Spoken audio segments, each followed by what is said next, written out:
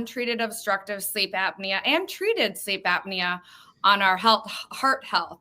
And why this is so perfect in timing is today is actually National Wear Red Day. As you can see here, I've got my red sweatshirt on today because that was the only red item I could find in my closet.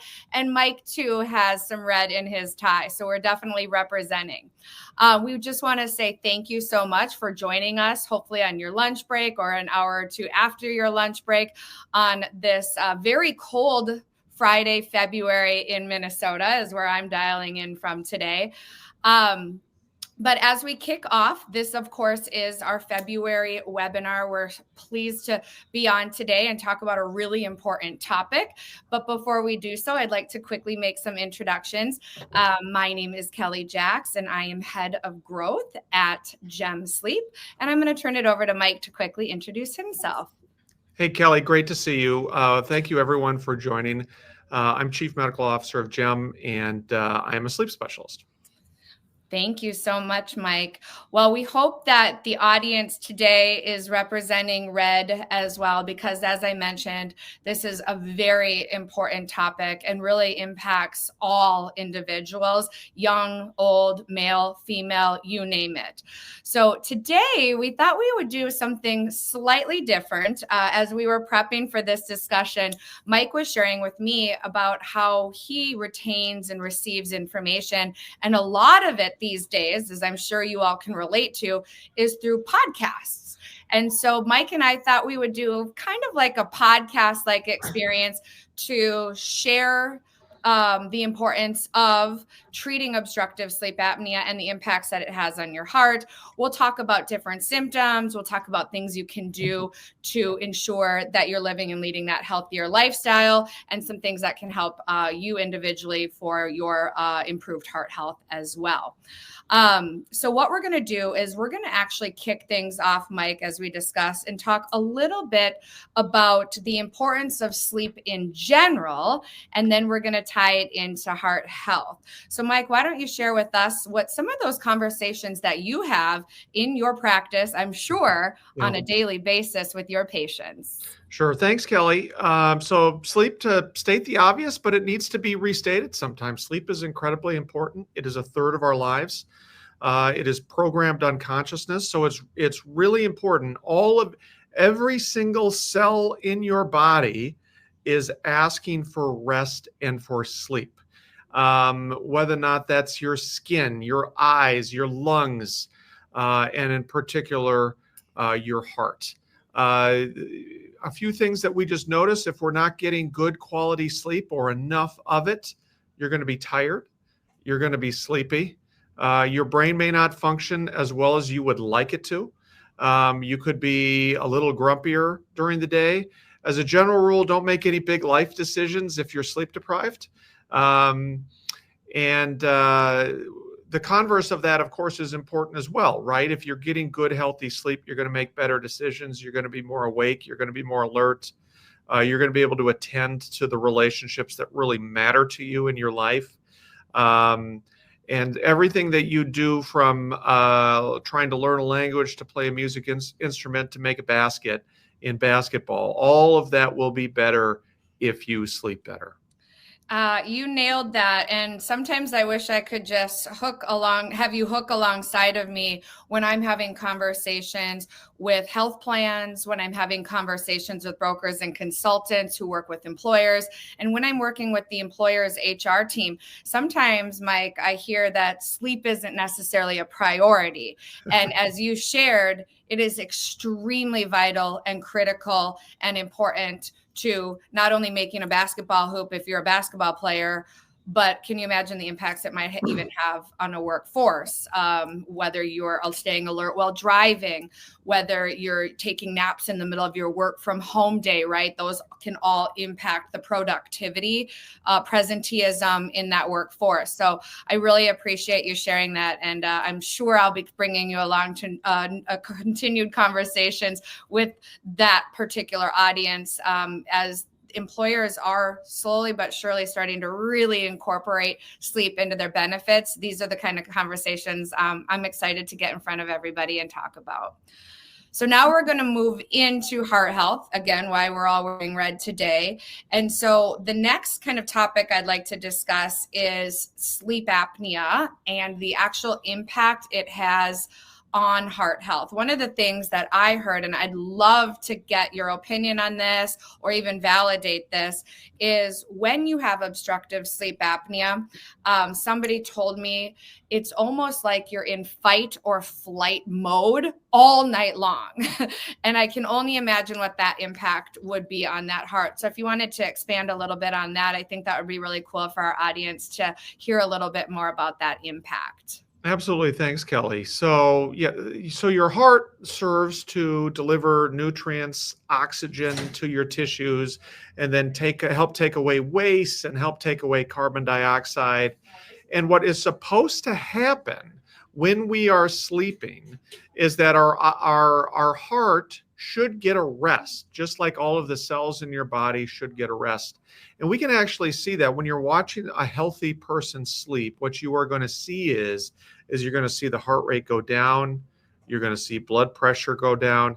Just everything is relaxing. And when your heart does that at night, when you are sleeping, it is better able to function the next day. It's able to pump more blood at a lower resting heart rate. And it's otherwise it's healthier. It's going to have less risk of cardiovascular disease, less risk of strokes, less risk of heart attacks. Its rhythm itself is going to be healthier.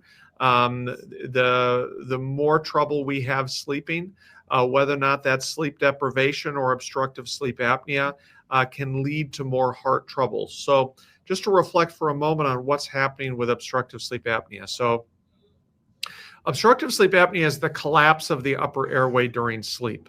It is incredibly common right now in the United States.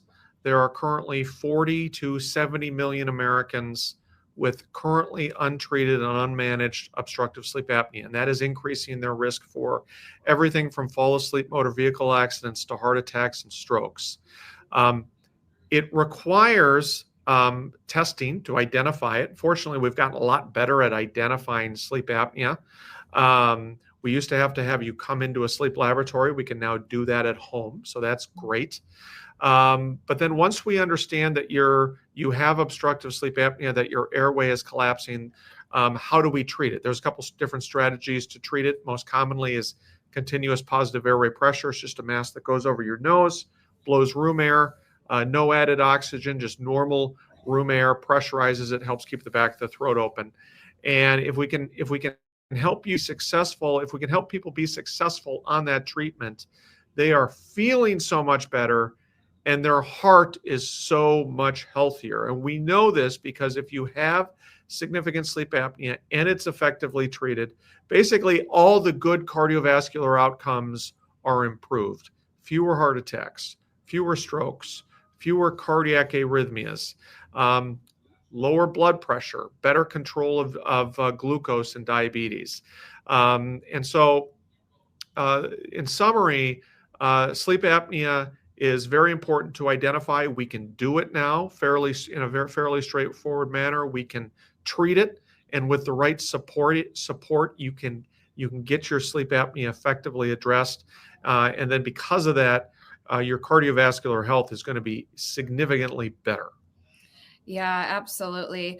One of the things I heard you mention was just talking about the prevalence of how many American individuals are likely to have obstructive sleep apnea or have sleep apnea. One statistic that I had heard is that 1 in 8 adult Americans have obstructive sleep apnea, and 80% of those are not adequately being treated. So I always reflect back on the people in my life, 1 in 8. So if I think about my coworkers, if I think about my family, my husband, my parents, my friends, my sisters, 1 of 8 of them are likely to have obstructive sleep apnea. And that's a significant number. So I really appreciate you sharing that and really bringing awareness to how prevalent obstructive sleep apnea is. I know Even when I started talking about obstructive sleep apnea in the market space, I was blown away with how many people say, oh, I have CPAP or I'm on a CPAP. And I would never have known that until, you start having these conversations and people start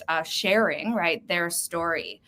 One of the other things, Mike, you mentioned is when you have treated sleep apnea, that your blood pressure is down when you're sleeping, or it reduces or is not as high, probably is a better way of describing it, and your heart rate. Can you share with the group what some subtle signs might be that would indicate that a person could potentially have obstructive sleep apnea, whether that be themselves, maybe it's their bed partner, maybe it's friends when they're taking a trip, for a bachelor or bachelorette party and they hear friends, snoring or what have you. But share some of those symptoms or signs that might create some awareness for our audience today. Yeah, thanks, Kelly. So obstructive sleep apnea, the collapse of the upper airway during sleep. I think a lot of us kind of have a, somewhat reasonable, but also somewhat stereotyped thought on what obstructive sleep apnea is. Oh, you got to be overweight. You got to be older to have obstructive sleep apnea. Actually, neither of those have to be the case. I mean, it is more common with greater weight. It is more common as we get older, but just a tremendous number of younger people who are otherwise, they look great, they look otherwise perfectly healthy, have obstructive sleep apnea. We tend to think that obstructive sleep apnea is only men, and that's not true either. Women have a lot of obstructive sleep apnea, and it's important that we all of us do a better job of identifying obstructive sleep apnea in women. But the most obvious are loud snoring, gasping at night, struggling to breathe at night. But sometimes people have very quiet obstructions. You may have a bed partner who sleeps extremely soundly, and a tornado could hit the house and they're not going to wake up. And so the snoring that you have might not wake them up. They may not be aware of it.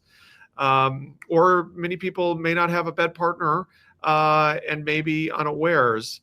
So a couple of signs that suggest that you might have sleep apnea. How do you feel in the morning? Like if you get a decent amount of sleep, so if you can, get 7-8 hours of sleep, how do you feel in the morning? If you are hitting that snooze alarm, if you are struggling to get going before, 2 or 3 cups of coffee, that might be a sign that you could have some obstructive sleep apnea. What about other feelings that you might have first thing in the morning? Do you have a sore throat? Do you have a dry mouth? Do you feel, unusually congested first thing when you wake up in the morning? Headaches. Do you have a headache first thing in the morning? What about gastric reflux? So heartburn, right? So if you have heartburn in the middle of the night, or if you wake up with heartburn, that is a sign that you might have some obstructive sleep apnea.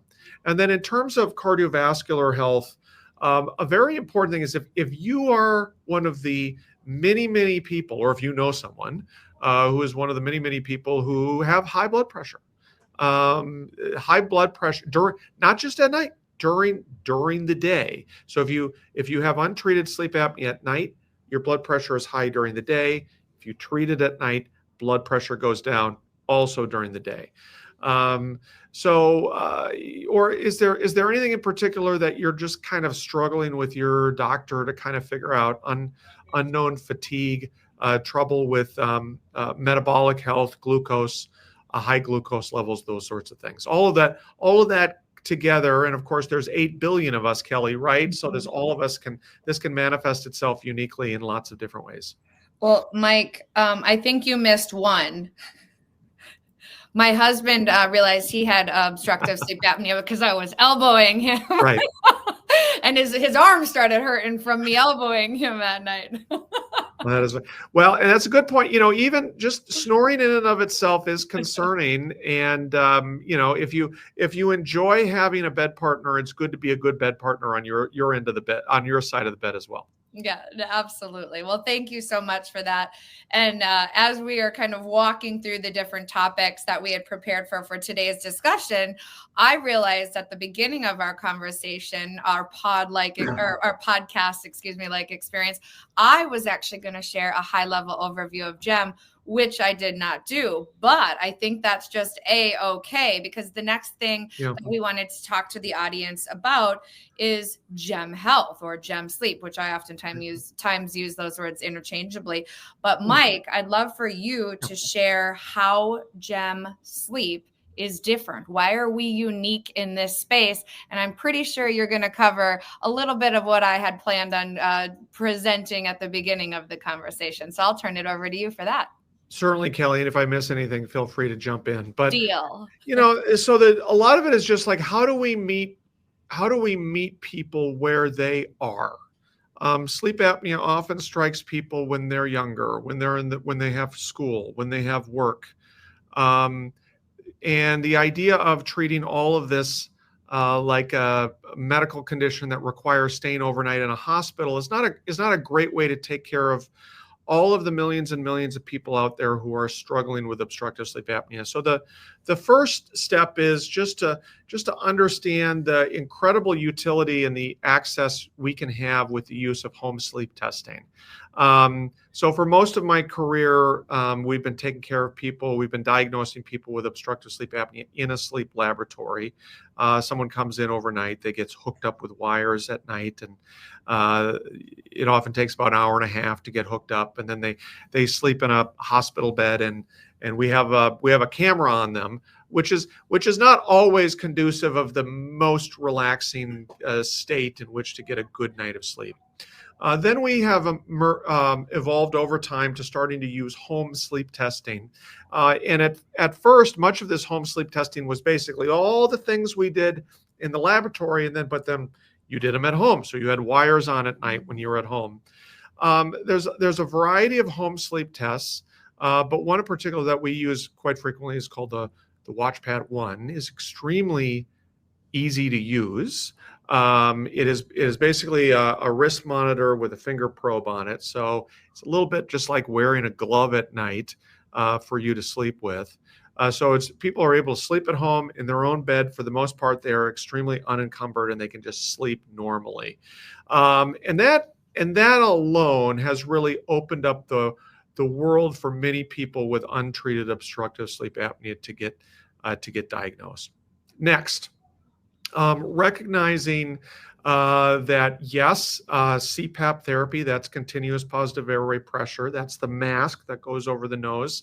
That's an awfully good treatment for a lot of people, but a lot of people really are very understandably hesitant to get started and then need support to get through it. You cannot just hand CPAP machines to everybody and expect everybody's going to do really well. You really need to make sure that you have the right mask fit. There are 8 billion different people on the planet Earth, so you're going to need a variety of different masks and different sizes for people to get their sleep apnea effectively treated with CPAP. And then, this is a process of just kind of getting used to having a mask on your face. And it's really important to have a sleep therapy management team that is helping you with this, providing a little bit of encouragement. Hang in there, Kelly. You're doing great. Yep, you used it for a few hours last night. Let's try to get to 4 hours tonight, or whatever it might be. Also, just recognizing that sometimes you're going to have setbacks. You might have a sick kid at night. You might be a little bit ill or something like that. That is okay. Just those sorts of encouragement. We have an incredible coaching team. And that's what I'm really most excited about, is the coaching team. And that can meet people and patients where they are, which is, let's face it, we often live on our phones, right? It's not just, it is in terms of communicating, you don't have to set up an appointment. You don't need to call and then get a voicemail and then wait for somebody to call back. And whoops, you're in a meeting when they're calling you back. They can just text you support, give you advice, give you encouragement, and then just keep an eye on things as it goes forward. And most people really get the hang of it within 2 to 3 weeks. Some people need more support. And some people ultimately CPAP is not the right treatment for them. There are other treatment options for the management of obstructive sleep apnea. There are oral appliances, which look a lot like athletic mouth guards. And then there's surgical treatments as well.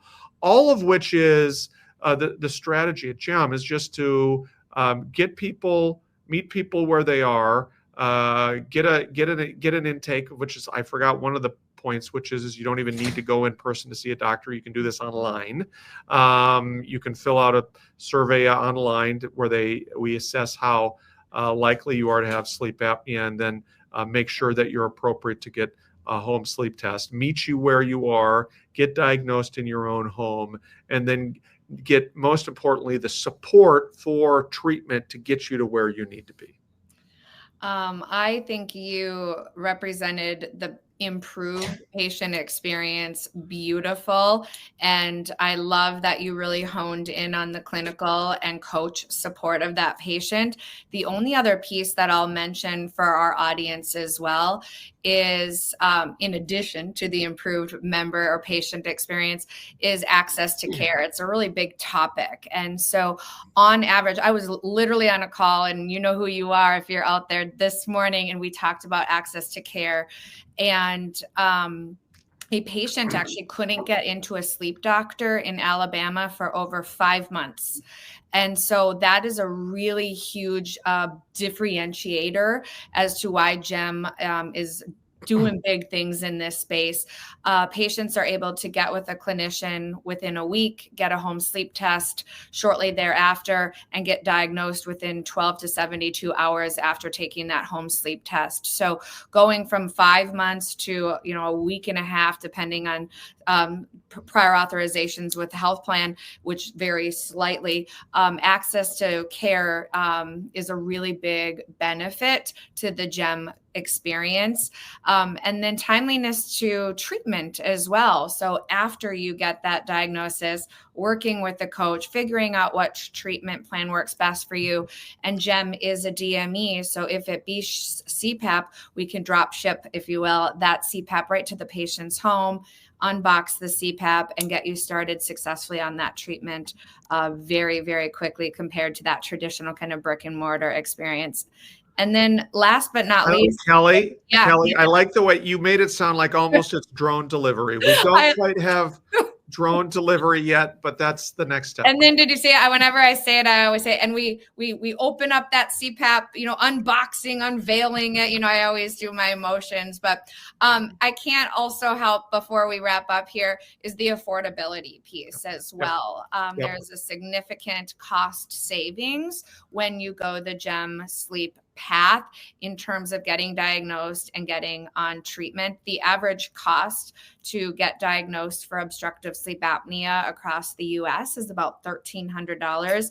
And at GEM, it's around $200. So it's really essentially almost $1,000 savings, for every patient that does go through the GEM experience. So we are beyond excited to be in this space. I truly believe we're cutting edge when it comes to services that we offer our patients. And although at the beginning of the conversation, I shared that I do have conversations with brokers and health plans and employers that say that sleep isn't a priority, I will say, although it might not be today, I am extremely confident and excited that tomorrow it will be, and future conversations it will be. And the more sleep benefits that employers can embed into their benefits, I think is a great win for everybody. So before we wrap, because we want to be respectful of everybody's time over this lunch hour, Mike, is there any last comments, statements that you would like to share with the group? Well, no, I really appreciate this. Was a lot of fun, Kellie. I wish everybody has a great Valentine's Day, and this hopefully is an opportunity to kind of not only think about the people in your life, but take care of yourself as well. And also just reflect on the sleep that you do get. It doesn't need to be perfect. Appreciate it. It's incredibly important, and it helps you be everything that you want to be, and helps you be you. I love that. And I couldn't have said it any better, and I don't have anything more fabulous to add to that. So with that, we'll say goodbye, and thank you so much